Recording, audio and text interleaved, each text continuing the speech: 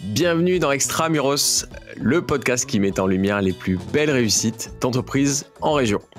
T'as voulu voir Vierzon et t'as vu Vierzon, en tout cas tu vas voir Vierzon aujourd'hui avec David Ballan, le cofondateur de Ledger, le spécialiste de la sécurisation des crypto-monnaies made in France. Vous allez tout comprendre dans un instant. Je suis Guillaume Pellegrin, le président fondateur de Newton Offices. De Marseille à Lille, en passant par Bordeaux ou Lyon, j'interroge des entrepreneurs pour comprendre avec vous les raisons de leur succès extramuros. Dans cet épisode, David va nous expliquer comment il a réussi à créer la 15e licorne française depuis sa ville d'origine, Vierzon.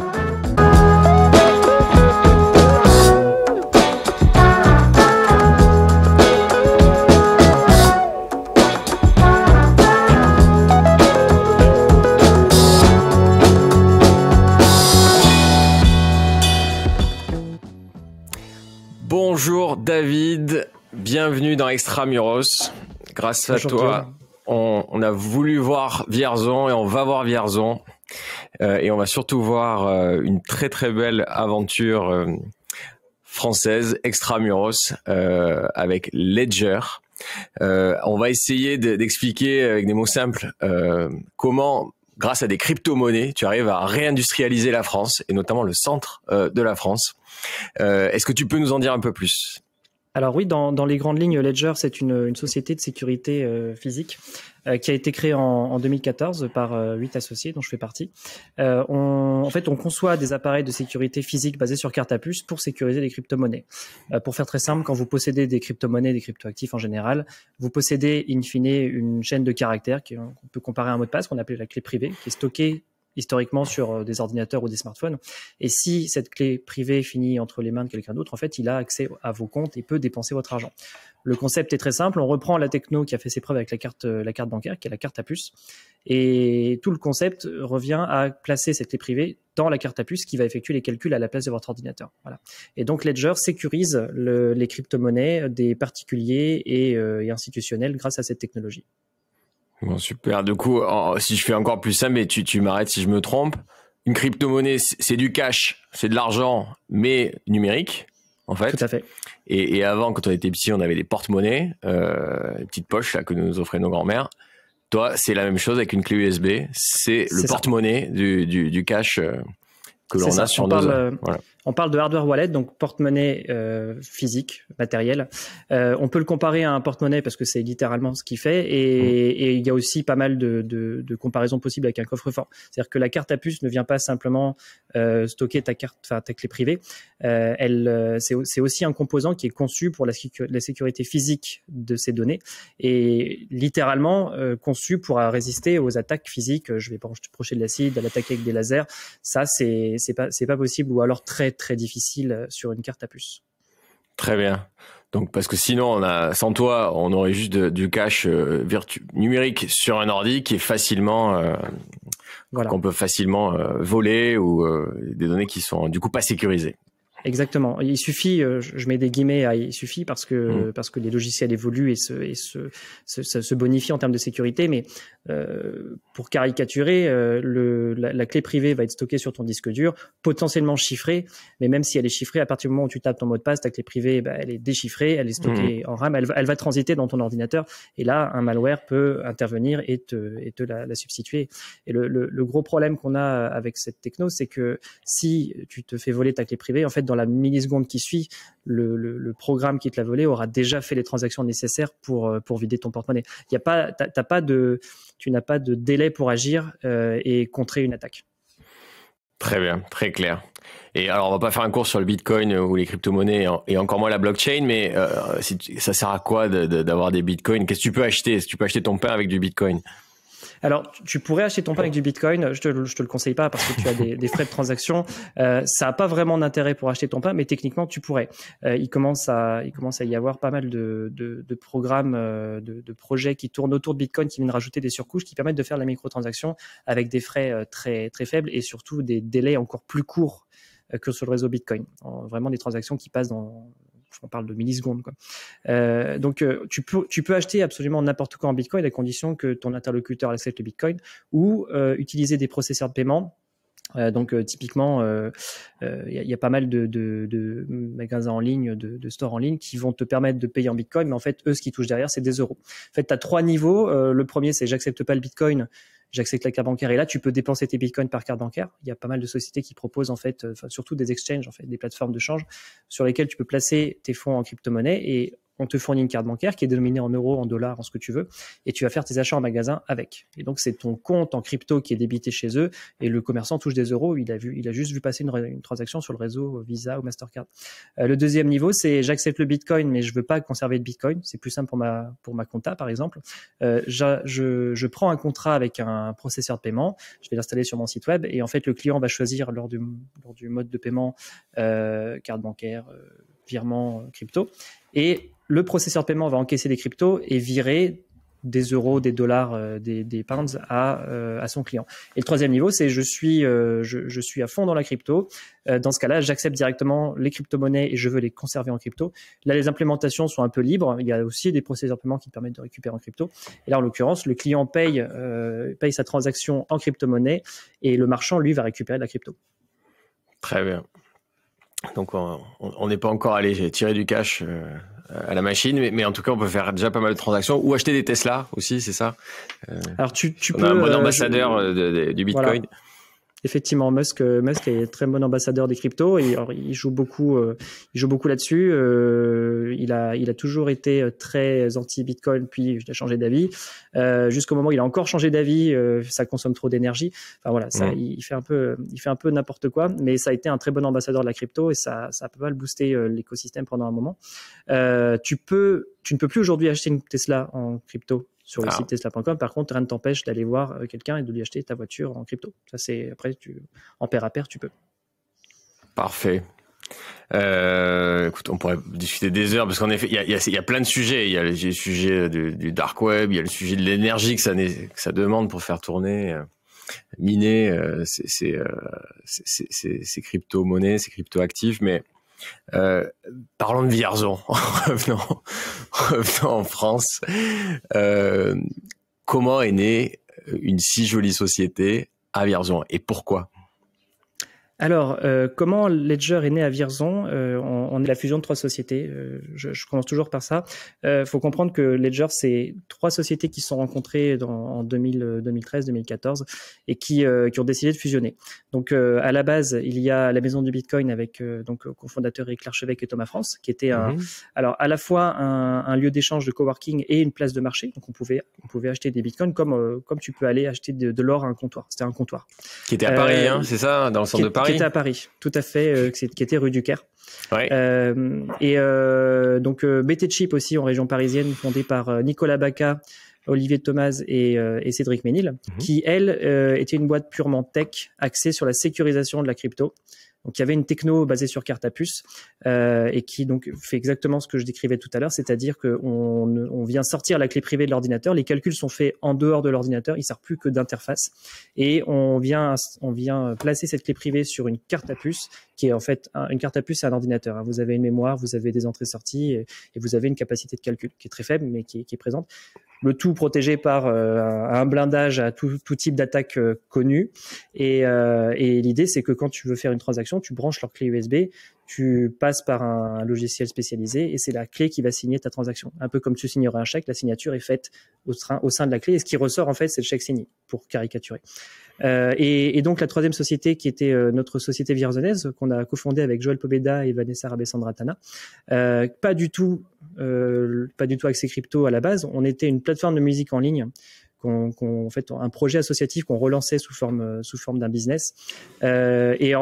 Un des sous-projets, donc là on est en 2011, Bitcoin ça a 2 ans, un des sous-projets c'était de créer notre propre crypto parce qu'on voyait l'intérêt du Bitcoin pour faire des économies en frais de transaction. En fait dans la musique en ligne les frais de transaction coûtent très cher et on avait 2 principaux problèmes qui étaient le premier qui était que on doit 70% de notre chiffre d'affaires aux maisons de disques, les majors américaines, que les frais de transaction étaient de l'ordre de 3-4% à l'époque sur les petits contrats de carte bancaire qu'on avait.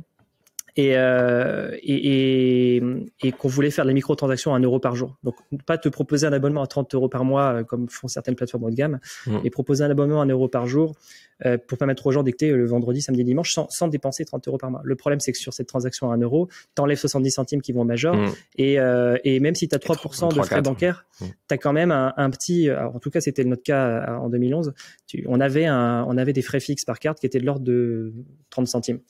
Et donc, sur les 1 euro, il nous restait 0. Donc, on s'est dit, qui est-ce qu'on peut squeezer, les banques ou les majors? Et on s'est dit, il y a plus de chances qu'on puisse squeezer les banques. Donc, on a commencé à développer notre projet crypto, on a commencé à s'intéresser à la techno, à en miner, et on s'est dit, mais ce truc, c'est énorme. En fait, s'il y a un truc à faire maintenant, c'est la crypto. La musique, on peut y revenir dans 10 ans. Le marché est déjà saturé. Et si on veut vivre une passion, en tout cas sur celle de la musique, peu importe quand on va se lancer, ça changera pas grand-chose. Par contre, la crypto, si on se lance pas aujourd'hui, dans 10 ans, il y aura rien à faire. Le marché sera saturé. Donc, on a commencé à vendre ces cryptos sur un support physique. On voulait le rendre facile d'accès. Et je raccourcis l'histoire au maximum. C'est une longue histoire, mais on a rencontré donc BTChip qui était intéressé par ce qu'on avait lancé à Vierzon, puisqu'on commercialisait ces cryptos non pas directement en vente directe. Donc, tu ne nous fournissais pas ton porte-monnaie existant pour qu'on vire les fonds dessus. On t'envoyait un porte-monnaie par la poste sous forme de clé USB. Et Nicolas Bacan nous a contacté en nous disant, j'adore ce que vous faites, vous êtes allé tête baissée dans un truc très compliqué. Votre projet est génial, par contre votre sécu, ça vaut rien. Et tenez, regardez ma carte à puce, je vous propose de commencer à travailler là-dessus. Et on a commencé à intégrer sa technologie carte à puce dans nos clés USB. Et donc on a fait évoluer notre produit physique. Et puis après avoir rencontré également Éric Larchevêque, pour la petite histoire, il s'avère que Joël Pobeda, mon associé fondateur à Vierzon, a découvert qu'il habitait la maison d'enfance d'Éric Larchevêque, fondateur de la maison du Bitcoin. Quand ils se sont rencontrés, en fait, il l'a reconnu comme ça parce qu'il a retrouvé des documents dans sa cave où il a retrouvé des photos d'Éric Larchevêque petit. Donc l'amitié a bien commencé comme ça. Et en fait, après quelques mois de travail ensemble, on a monté des hackathons, on a vu plein de petits projets ensemble. Il y avait aussi des projets d'investir les uns dans les autres. Et en fait, on s'est rendu compte qu'on était hyper complémentaires. On avait toute l'expérience business de la maison du Bitcoin avec Éric Larchevêque, la techno unique de BTChip et le produit qu'on avait lancé à Vierzon, qui en fait a été rebrandé très rapidement, mais qui a pas beaucoup évolué pendant les années suivantes. On s'est dit, fusionnons. On pense qu'on a quelque chose, fusionnons et créons potentiellement le futur géant de la sécurisation des cryptos. Donc c'est ce qu'on a fait. On a rebrandé le produit qui s'appelait la ChronoCard, parce que la société s'est passée de Radioceros à Chronocoin puis à Ledger, et on a choisi le nom Ledger, qui était une application qu'on avait lancée qui permettait d'explorer ses comptes ledger.fr. Le nom de Ledger nous plaisait bien parce que il est facile à comprendre, à appeler dans toutes les cultures. C'est un nom générique, un nom neutre qui fait très international. Donc le nom nous plaisait bien, on avait ce nom de domaine, donc on l'a utilisé. Et donc pour la petite histoire, nous on a démarré à Vierzon après avoir rencontré la communauté de communes de la ville de Vierzon, à qui on a présenté le projet, et ils nous ont proposé de nous installer dans une petite location on avait 5 bureaux au parc technologique de Sologne, fraîchement sorti de terre, donc au nord de Vierzon. On les a aidés à équiper le site en fibre optique, parce qu'à l'époque, en fait, il n'y avait pas de fibre optique mutualisée. Donc, on les a aidés à prendre des contrats de fibre optique professionnels, on va dire, dédiés, et à répartir, en fait, la fibre dans les différents bâtiments et proposer aux futurs locataires d'avoir des débits bien supérieurs à la DSL dans une zone où il n'y a pas de fibre optique publique. Donc, on s'est bien entendu avec la Comcom et en fait, la relation a continué, voire même disons que la confiance s'est amplifiée puisque on a pivoté de Radioceros, qui était un projet de startup déjà assez ambitieux, à Chronocoin, qui était tout autre chose. Puis en plus, les cryptos à l'époque n'avaient pas forcément bonne presse. Ils nous ont suivis. On avait besoin d'un peu plus de bureaux. On nous a aidés à nous installer. Donc, on a été suivis sur ce premier pivot. Et quand on est retourné les voir après quelques mois de fonctionnement sur Chronocoin pour leur dire, écoutez, finalement, on fusionne avec des boîtes. On a besoin de 3 bureaux de plus et puis une salle de réunion pour en faire une salle de production. Et finalement, on va fabriquer des coffres-forts numériques. Ils nous ont encore suivis. Ledger a connu une croissance très importante. En 2016, on a vendu quelques milliers d'unités et en 2017, on est passé à 1 million. Mais pour bien mesurer tout ça, quand tu vas les voir, c'est au début, c'est l'histoire rêvé de la startup. C'est que vous bossez dans le garage, c'est ça? Tu peux nous expliquer le contexte? Oui, effectivement, quand on a démarré Radio Ceros, on travaillait chez nous, en fait. On travaillait dans nos salles à manger, on travaillait à la maison, quoi. Et puis on se retrouvait entre associés ou en télétravail. Et quand on a voulu passer en fait à l'étape supérieure, il nous fallait vraiment des bureaux. C'est bien aussi des fois de séparer le pro du perso, c'est bien d'avoir un bureau. Et on avait du coup cette chance que la Comcom nous a écoutés, parce qu'on avait quand même un projet qui était bien défini, on avait une roadmap, on avait tout ça, mais quand même un projet très ambitieux, et on nous a suivis. On aurait pu nous dire, bon, écoutez, non, désolé, on préfère des projets qui sont bien avancés, ce que j'aurais pu comprendre. Non, pas du tout. On nous a ouvert la porte et on nous a dit, bah écoutez, on peut vous mettre à disposition ces bureaux. Les salaires, enfin les loyers, pardon, étaient relativement accessibles pour des petites startups. Et nous, en fait, tout ce qu'on a eu, enfin notre principale préoccupation, ça a été de trouver les fonds pour démarrer. Mais on n'a pas été embêté sur le plan immobilier et on avait accès à des ressources qu'on ne pouvait pas espérer chez nous, typiquement la fibre optique. Ouais. Donc ça nous a beaucoup aidé. C'est un bon exemple en fait de ville ou d'entité publique qui dit, on entend souvent le discours de dire nous on sait pas créer d'emplois, c'est pas notre job, on va pas créer des emplois, en revanche on doit créer les conditions pour que les emplois soient créés. Là c'est le meilleur exemple. Vous avez été en face d'interlocuteurs qui ont fait confiance à une société qui démarrait dans un garage. Je crois que ton père bricolait les cartes au début, c'est ça? C'est une histoire de dingue. Les premiers produits, donc on avait nos cartes à puce qui étaient flashées sur mesure, donc on installait notre propre logiciel dessus, et ensuite il fallait les faire tenir sur une clé USB. Donc on les découpait littéralement à la main. Les premiers protos, ça a été ça. On découpait nos cartes à puce à coup de cutter, on les grattait, on les ponçait, un coup de scotch double face, et on insérait ça dans un support de carte à puce. Donc c'était très manuel. Les amis et la famille ont donné un coup de main, et c'est vrai qu'autour de moi, en fait, beaucoup de gens nous ont rejoints plutôt sous la forme de société famille. J'ai fini par embaucher la plupart de mes amis, mes parents, mon frère. Enfin, tout le monde est venu donner un coup de main, et en fait, ils se sont retrouvés pris le doigt dans l'engrenage et ont rejoint la société. Du côté de la ville, c'est vrai que non seulement on a eu quelqu'un qui nous écoutait, ça c'est déjà le premier point important, mais par-dessus, c'est, je pense, assez rare. Il y a eu une réactivité hors du commun. Je prends l'exemple 2017, par exemple. Donc, on était en train de saturer le bâtiment dans lequel on avait commencé. On a commencé avec 5 bureaux, puis on a pris de plus en plus. Quand on a saturé ce bâtiment, on est retourné voir la Comcom. On leur a dit, bah écoutez, il nous faut un bâtiment plus grand. Ils ont été, vraiment, ils ont soulevé ciel et terre. La Comcom est allée voir des locataires d'un bâtiment en face pour leur proposer d'échanger leur place avec nous pour qu'on privatise le bâtiment dans lequel ils étaient. Ça s'est fait. Les sociétés ont joué le jeu aussi. Ça, c'est pareil. Réussir à mettre tout le monde d'accord, c'est vraiment. Je les en remercie d'ailleurs s'ils écoutent ce podcast. C'est extraordinaire. Ça nous a sauvé la vie, littéralement. On saturait complètement le bâtiment, et 2 semaines après avoir emménagé dans ce nouveau bâtiment, on était à nouveau à saturation. On a enchaîné comme ça. Vous étiez combien du coup à chaque fois vous arrivez dans un immeuble, vous étiez combien de salariés? À Vierzon, on était une petite équipe d'une quinzaine de personnes, je pense, en 2017. C'est surtout la marchandise qui prenait de la place. Okay. En fait, vu qu'on avait un produit physique, ne serait-ce que les packaging, les boîtes vides du produit prenaient une place monstrueuse. C'est pas les cartes à puce qui prenaient le plus de place, mais en fait, c'est tout ce qui va à côté. Les espaces de travail, on a développé nos propres espaces de travail, nos propres outils. Bon, ça prenait une place conséquente par rapport à notre petite taille, et très rapidement en fait il a fallu faire du stock, et on s'est retrouvé à remplir les couloirs de palettes, remplir les salles de réunion avec des racks à palettes. Enfin, c'était vraiment fait maison, mais on n'avait pas le choix parce que ça s'est fait tellement vite. On parle de semaines en fait, hein, vraiment pas, c'est pas des mois ou encore moins des années, on parle en semaines. Ce bâtiment a été saturé très rapidement. On est retourné voir nos contacts à la Comcom, ils nous ont dit bah écoutez, ça tombe bien, on a un entrepôt de l'autre côté de la route, on peut aussi vous louer. Donc on signe le bail, on loue l'entrepôt qu'on a saturé. Donc on est rentré en juillet, et en septembre on se posait la question de faire construire ou de déménager, et c'est ce qu'on a fait. On a fait construire. Donc voilà, et à chaque étape, à chaque évolution du projet, on avait quelqu'un en face de nous et une réactivité que j'ai rarement vue. Bravo à eux. Du coup, là, vous avez un produit qui tourne, et comment vous faites pour dessiner l'outil idéal pour vous, vos locaux? Alors l'outil de production, on l'a dessiné avec, on a consulté pas mal de constructeurs. On est parti avec GSE, qui est un constructeur notamment de bâtiments industriels, qui nous a fait rencontrer Hugues Leclerc d'Aotu, que je salue également, avec qui le courant est très bien passé. Hugues en fait, on lui a raconté notre histoire, on lui a expliqué notre problématique de flexibilité, qu'il fallait toujours anticiper. Quand je dis anticiper, là aussi on parle en semaine, hein, on avait beaucoup de mal à anticiper les années. Donc Hugues a bien compris notre problématique. On s'est retrouvé à ce moment-là, en 2017, avec un bâtiment au parc technologique de Sologne rempli, 100% Ledger.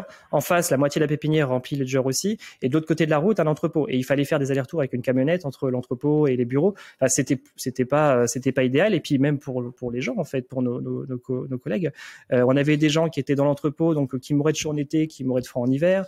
D'autres qui étaient bien installés dans le bureau. Il y avait pas des conditions de travail qui étaient acceptables uniforme pour tout le monde. Ouais, c'était pas uniforme, exactement.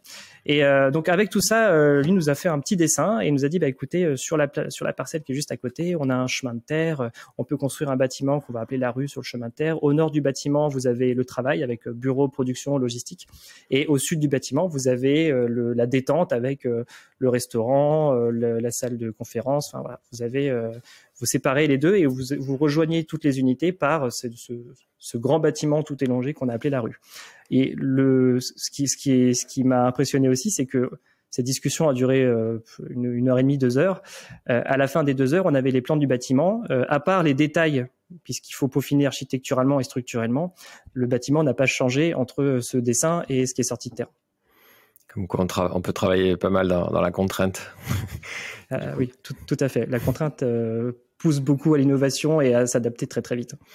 Alors, et moi, il y a une question que je me pose, c'est un sujet récurrent dans Extramuros, c'est les talents. Comment tu recrutes sur un métier aussi pointu quand tu es à Vierzon? Alors sur Vierzon, les premières années de recrutement ont été, je mets des guillemets, ont été entre guillemets faciles parce que j'ai eu la chance d'avoir pas mal de liberté dans les recrutements et de recruter autour de moi des gens dont je savais déjà qu'ils avaient les compétences. Notamment pas mal d'amis qui ont fait à peu près le même cursus que moi ou qui avaient les mêmes compétences. Donc pour travailler sur les langages ou les frameworks qu'on utilisait, je savais vers qui me tourner. Donc ça a été très simple.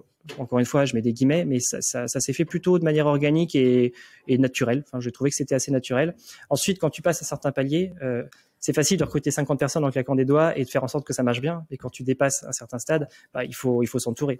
Et là, bien entendu, Ledger en parallèle se structurait. On a eu les mêmes problématiques de croissance sur tous les sites, notamment le site de Paris qui a eu il y a la même histoire à raconter sur Paris, les changements de locaux, le déménagement en 2017 qui fait qu'on se rend compte que le local dans lequel on va emménager va être trop petit et donc on signe la rupture de bail avant d'emménager. Enfin bon, c'était aussi très sportif pour mes collègues parisiens.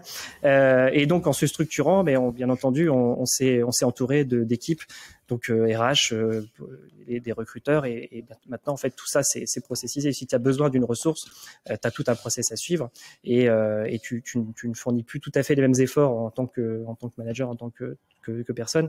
Tu as des équipes pour t'aider. Ça Très bien. Parce que du coup vous êtes sur quelle ville à ce jour? Alors, à ce jour, on a donc Paris-Vierzon, c'est les deux villes principales historiques. On a, si je me trompe pas, des bureaux à New York, il y en a à Londres, Genève, Montpellier, il doit y avoir Grenoble aussi.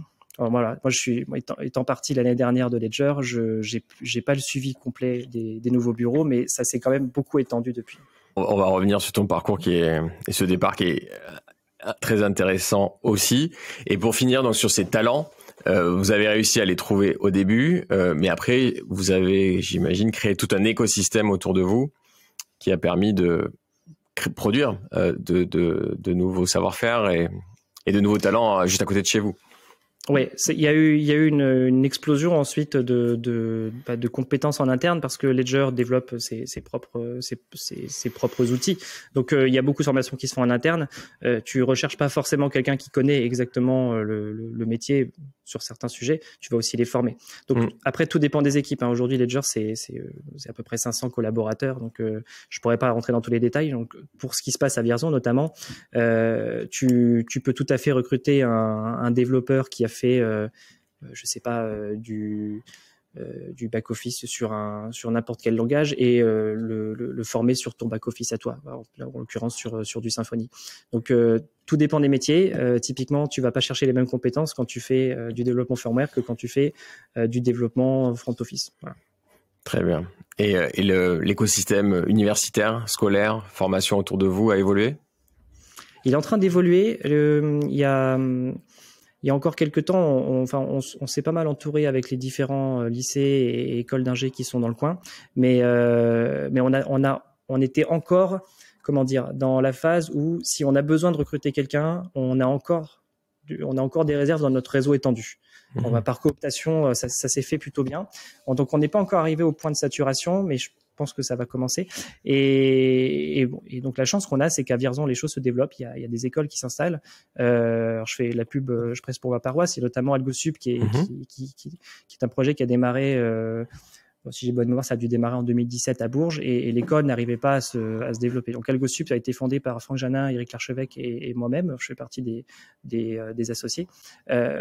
Quand le projet a été présenté à la ville de Vierzon, ça s'est fait naturellement en fait. La ville de Vierzon s'est dit écoutez, très bien, c'est une école qui forme des ingénieurs, donc c'est plutôt du développeur full stack en 5 ans et qui vous apprend notamment à faire du télétravail. Chez AlgoSup, on s'est dit, on n'a pas besoin d'être à Paris pour monter une école d'ingé en fait. AlgoSup, elle peut très bien être à Vierzon et profiter en fait des avantages de Vierzon pour un étudiant. La vie c'est calme, on a, je pense, une qualité de vie qu'on retrouve pas dans les grandes villes. On a tous les avantages de la campagne et les avantages de la ville. Ça, c'est mon avis perso, mais c'est ce que je répète souvent. Donc, tu as accès à des infrastructures qui sont tout à fait acceptables. On a des réseaux de fibre optique qui se développent, ce qui est plutôt important pour un élève ingénieur. Ouais. Et à côté de ça, en fait, l'immobilier est pas très cher. Moi, j'ai vécu en tant qu'étudiant à Vierzon. C'est pour ça que je le dis. J'ai vécu en tant qu'étudiant à Vierzon et j'étudiais à Orléans. J'aurais pas fait autrement. C'était juste parfait pour moi en tant qu'étudiant. Donc, AlgoSup qui se développe à Vierzon et en fait qui a suivi le développement de Ledger. S'il n'y avait pas eu la Comcom pour aider Ledger à s'implanter et si la Comcom n'avait pas gardé aussi une oreille attentive aux nouveaux projets, il n'y aurait pas une école d'ingé qui est en train de s'installer. Voilà, c'est vraiment tout un écosystème qui se met en place. Ça prend encore du temps, mais en fait, quand tu vois le développement de l'intérieur, c'est super intéressant de voir la vitesse à laquelle ça va. On parle de quelques années seulement. On a vraiment démarré en 2015, quoi, ici. 2015 et le Bitcoin date de 2009. Ouais. Donc c'est quand même supersonique. Et quand on entend beaucoup cet attrait des régions, mais on a du mal à l'illustrer. Vous, pour le coup, c'est un super exemple d'une licorne qui se crée depuis Vierzon et qui arrive du coup à embarquer une ville, les écoles autour. C'est vraiment incroyable. Bravo à vous. Merci. Pour illustrer tout ça, si on sort quelques chiffres, les levées de fonds ont été largement commentées dans la presse, mais est-ce que tu peux nous donner juste un ordre d'idée de ce que ça représente de fonds levés? Parce que ça aussi, je trouve que ça montre bien qu'il faut pas être uniquement à Paris ou à Londres ou ailleurs, et qu'on peut lever pas mal d'argent en bossant en anglais avec des investisseurs internationaux. La réflexion qu'on s'était faite à la création de Ledger, c'est il sera plus facile de lever en étant aux États-Unis dans la Silicon Valley. Donc on a créé Ledger Tech à San Francisco et Thomas France qui a double nationalité française-américaine est allé s'installer là-bas pour développer Ledger Tech. Et en fait notre fonds d'amorçage, la levée d'amorçage s'est faite avec des fonds français. La série A en 2017, donc fonds d'amorçage, on était l'ordre de grandeur, c'était 1 million, 1 million 3, donc février 2015. En 2017, en début d'année, entre le premier et le deuxième trimestre, on a levé 4 millions d'euros supplémentaires. Là, du coup, série A avec des fonds français. Et fin 2017 a commencé la levée donc en série B qui s'est terminée. Donc, je crois qu'on a dû l'annoncer en janvier 2018 pour un montant de l'ordre de 70 millions de dollars. Donc, il nous a permis là encore de passer à chaque levée, tu montes en puissance, hein, tu multiplies tes capacités, tu améliores tes process, vraiment tu t'équipes et tu t'entoures. Donc voilà, la deuxième levée de fonds, donc série B, 70 millions de dollars en 2018, et là donc l'année dernière, on a annoncé notre série C à 400 millions de dollars. donc qui valorise la société à 1,5 milliard de dollars aujourd'hui. Bon, ça se passe de commentaires. Bravo. Moi, il y a un chiffre qui me fait surtout encore peut-être plus marrer, c'est vos stats US avec DHL. Alors, ça me parle encore plus que ces millions où finalement, là, on a du mal à garder l'échelle, quoi. C'est sur la logistique. Alors, on pourrait en parler pendant des heures. Il nous est arrivé beaucoup de choses assez incroyables. Et quand on a la tête dans le guidon, on se rend pas compte. Quand on prend du recul et qu'on raconte l'histoire, ça paraît fou. Typiquement, en 2017, on savait que le marché allait s'emballer, mais on n'avait aucune idée de l'ampleur que ça allait prendre. On produisait tous nos appareils en 2017 à Vierzon, et on s'est dit, pour se couvrir, si jamais il arrive quoi que ce soit, on va ouvrir une chaîne de production dans une société qu'on nous a conseillée en Chine. Donc, on est allé en Chine avec Julien Jouan, qui était notre directeur des opérations, et qui nous a permis en fait de copier-coller la ligne qu'on avait à Vierzon. Et donc, l'usine en question a commencé à produire des Ledger Nano. Et en fait, les 2-3 jours où on était en Chine pour monter cette ligne de production, on a vu nos ventes faire ça. On était parti... on avait comme estimation basse en 2017 un 30 000 pièces vendues. On espérait vendre 30 000 pièces, donc un peu plus de 2 000 par mois, et en max 60. Enfin, si on vendait 60 000, je pense qu'on aurait été très heureux. En fait, en 2017, on a vendu 1 million de pièces. Il a fallu produire et vendre 1 million de pièces. Donc, changement complet d'ambiance et changement complet d'univers. Cette usine nous a sauvé la vie parce qu'elle a pu monter en puissance beaucoup plus vite que nous, on aurait pu le faire. Mais malgré ça, on s'est retrouvé avec des retards. Et donc, en août 2017, on avait quelques centaines de milliers de commandes de retard. Donc c'était assez énorme. On a pu rattraper ce retard en prenant une décision parce qu'on était quand même encore en train de faire beaucoup de choses manuellement. Donc avec mes amis et collègues, en fait, on s'est fait quelques nuits blanches à développer des logiciels et on a pris le pari de ne pas attendre. En fait, on expédiait nos palettes de produits chez des sous-traitants en 3PL, donc la logistique en tierce partie. Tu leur envoies tes palettes, ils scannent tes produits et c'est eux qui font les expéditions de tes commandes. Ils sont connectés à ton e-commerce, ils font l'expédition. Ça prenait encore plus de temps. Je veux dire, il fallait réexpédier les palettes de Vierzon après le contrôle de qualité, attendre que les stockent et qu'ensuite ils les expédient. Donc on perdait encore plus de temps. On s'est dit, on va les expédier nous-mêmes. Et donc on a mis en place un process très simple. On travaille à la chaîne, on s'est fait beaucoup d'échanges de colis entre nous. On traitait les commandes selon une certaine logique en mode batch. On avait des scripts développés maison et on a pu monter en puissance très rapidement au point que au Black Friday 2017, alors on a absorbé déjà toutes les commandes de retard, on les a expédiées de Vierzon sur les réseaux DHL et UPS. Et au Black Friday 2017, c'est là qu'on a eu notre première grosse explosion. On expédiait jusqu'à 30 000 colis par jour. On le fera plus aujourd'hui parce que 30 000 colis c'était éreintant. Donc aujourd'hui on s'est calmé, on les étale sur plusieurs jours quand ça arrive. Ça arrive ponctuellement pendant les fêtes, etc. Et aujourd'hui, voilà, Ledger est capable de traiter en interne à Vierzon des dizaines de milliers de colis par jour avec simplement, je caricature là encore, mais un logiciel développé maison et un process un peu simplifié. Ça nous a permis en fait de nous passer de 3PL sur l'écrasante majorité de nos commandes. Jusqu'à mon départ, on devait être à 99%. Et donc, effectivement, sur certaines périodes, on arrive à être le numéro 1 sur certains transporteurs. Donc, tu as dit non, je voulais pas le dire. Chez certains transporteurs, on atteint la première place en termes de volume France-États-Unis pour les périodes de fin d'année. C'est-à-dire que Ledger, c'est le produit, le client numéro 1 dans les avions de ce transporteur pour les Black Friday et les Noël. C'est juste, c'est colossal. Hein. C'est juste colossal, c'est énorme. Et ça, je trouve que ça illustre vraiment bien finalement la puissance de ce produit-là, qui dans un univers qui peut paraître assez obscur, les crypto-monnaies, les bitcoins pour beaucoup, c'est un truc assez virtuel. Et là, c'est pas du virtuel, quoi. Remplir des avions entiers pour aller aux US, c'est un produit bien physique. C'est incroyable. Et donc de réindustrialisation. Enfin, là aussi, c'est un thème assez vieux de réindustrialiser la France. Là, pour le coup, vous le faites. Donc, félicitations. Alors, vous le faites, en tout cas, Ledger le fait. Toi, tu as décidé d'aller sur une autre aventure. Est-ce que tu peux nous expliquer pourquoi ?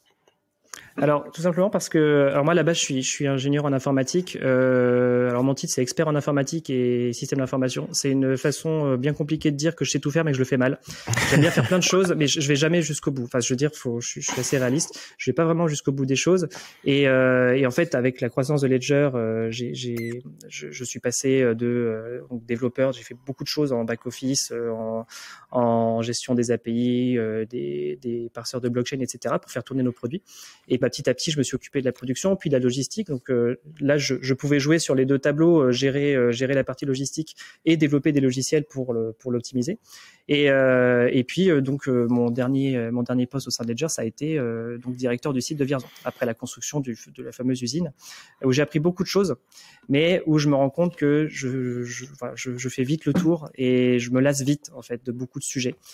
Donc je souhaitais en fait revenir aux bases, c'est-à-dire j'aime bien développer, j'aime bien créer. Je suis pas vraiment un artiste, mais du coup, ma seule manière de créer, c'est d'écrire du code et développer des logiciels. Donc, je suis parti avec mes associés développer un nouveau projet d'entreprise à Vierzon. C'est assez rare. Enfin, bravo, parce que être à la tête d'une licorne qu'on a créée et avoir cette humilité et être assez réaliste pour se dire que finalement, on s'éclatera plus à faire autre chose. C'est assez rare. Bravo. Oui, et puis réaliste dans le sens où je me rends bien compte que j'aurais pu continuer, mais j'aurais pas été aussi bon que quelqu'un dont c'est vraiment le métier. Enfin, je veux dire, c'est soit tu places la bonne personne à la tête de l'usine et tu la fais grandir, soit tu prends un mec comme moi qui est compétent dans plein de trucs mais pas suffisamment et t'iras pas plus loin. Voilà. Donc moi, je pense que j'en étais arrivé là et c'est plutôt une bonne chose que je sois parti pour permettre de mettre à la tête de l'usine quelqu'un qui a déjà géré des usines, qui va pouvoir absorber les croissances à venir. Parce que Ledger n'a pas fini sa croissance. Bon, et en tout cas, ça te laisse le temps de passer dans l'extramuros, donc ça c'est quand même positif. Absolument. Ça te laisse le temps de faire autre chose, j'imagine aussi. Au-delà de ce projet dont tu reviendras nous parler, je l'espère, dans l'extramuros. Comment tu trouves ton équilibre aujourd'hui ? Alors je suis pas très bon pour trouver mon équilibre. Je suis plutôt non, mais ça c'est aussi un défaut. Typiquement, si je découvre une techno qui me plaît, je suis capable, ce que j'ai fait il y a 2 semaines, je suis capable de faire 8h, 2h du matin, tous les jours devant mon PC, à bouffer de la doc et à tester des trucs. Et puis ensuite, je vais me lasser, je vais passer à autre chose. Donc, il y a ça déjà. Je m'amuse beaucoup sur des sujets d'infrastructure et de code pour nos nouveaux projets. En dehors de ça, sur mon temps libre, ce que j'aime beaucoup, alors je lis beaucoup, plus des articles, je mange plus de Wikipédia que de littérature, mais je lis beaucoup. J'adore la musique. C'était notre premier bébé. Ton premier projet, eh oui. Ouais, dès l'instant où j'aurai enlevé ce casque, il y aura soit des haut-parleurs, soit un casque sur mes oreilles, mais il y a toujours de la musique chez moi du matin au soir. Le cinéma, j'adore. J'ai pas de style de prédilection. J'adore le cinéma globalement et voyager, ce qui était un peu compliqué ces dernières années, mais j'aime beaucoup voyager aussi. Ça devient possible et de plus en plus c'est un plat nouveau et on espère que ça va durer, quoi. Tout à fait. Eh bien merci. En tout cas, tu nous as fait voyager jusqu'à Vierzon. Avec plaisir. Et dans le monde entier grâce à un transporteur qu'on ne citera plus. Merci beaucoup, David, et félicitations. Merci. À très bientôt. Au revoir.